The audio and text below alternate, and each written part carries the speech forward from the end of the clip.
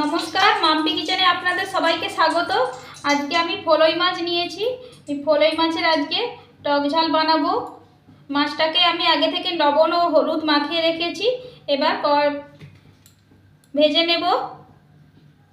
কড়াইতে আগে থেকেই আমি সরষের তেল দিয়েছিলাম, তেলটা গরম হয়ে গেছে। এবার মাছগুলো একে একে দিয়ে দেব।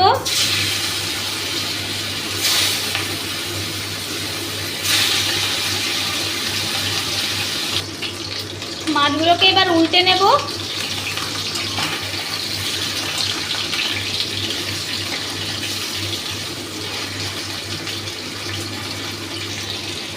মাছগুলো লালচে করে ভাজা হয়ে গেছে, এবার তুলে নেব। ফোড়নের জন্য 5 ফোঁটন দেব।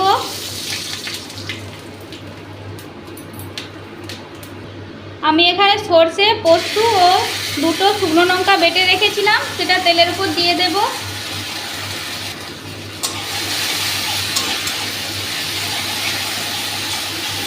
অল্প পরিমাণে একটু জল দিয়ে দেব।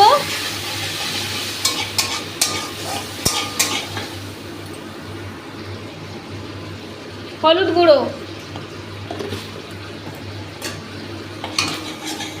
আবারও একটু জল দেব।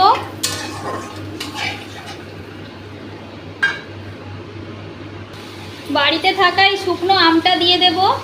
পরিমাণ স্বাদ মতন লবণ দেব। লবণ আর একটু ফুটুক, তারপরে মাছগুলো দেব। 2টো কাঁচা লঙ্কা চিড়ে রেখেছিলাম, দিয়ে দেব। এবার মাছগুলো দিয়ে দেব।